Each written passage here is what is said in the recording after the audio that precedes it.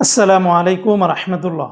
আলহামদুলিল্লাহ, দেখতে দেখতে একটা বছর পেরিয়ে আবার নতুন করে 2026 সালের পবিত্র মাহে রমজান মাস একদম সন্নিকটে চলে এসেছে।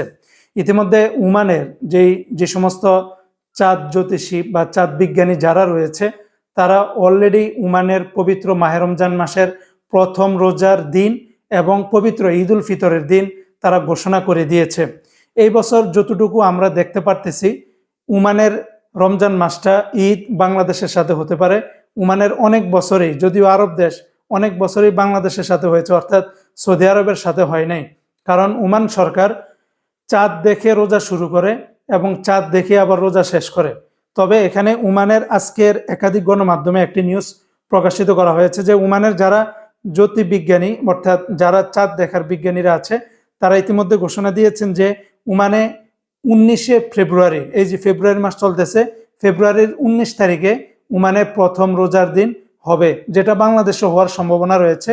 তবে তারা দাবি করেছে যে 18ই ফেব্রুয়ারি চাঁদ ওঠার সম্ভাবনাটা বেশি, কিন্তু সেটা ওমান থেকে দেখা কোনোভাবেই সম্ভব না। এখানে ওমানের চাঁদ বিজ্ঞানীরা এটাও বলেছে, যে সমস্ত দেশগুলা মানে চাঁদের প্রথম প্রান্তিকে রোজা রাখতে চায়, তাদের দেশে হয়তোবা বুধবার থেকে শুরু হতে পারে। আর যারা চাঁদ দেখে রোজা রাখবে তাদের জন্য 19শে ফেব্রুয়ারি থেকে মানে এটা একদম পারফেক্ট হবে। কারণ 19শে ফেব্রুয়ারিতে চাঁদটা পরিপূর্ণভাবে উঠে যাবে এবং গোটা বিশ্বেই সেই চাঁদটা দেখতে পারবে। সেই অনুযায়ী ওমানে প্রথম রোজার দিন ধরা হয়েছে 19শে ফেব্রুয়ারি 2026 সালের প্রথম দিন। আর ঈদ হবে আগামী মার্চ মাসের 20 তারিখে। তবে বন্ধুরা, আবারও বলে রাখি, এই ডেটটা মানে চাঁদ দেখার উপর কম বেশি হতে পারে।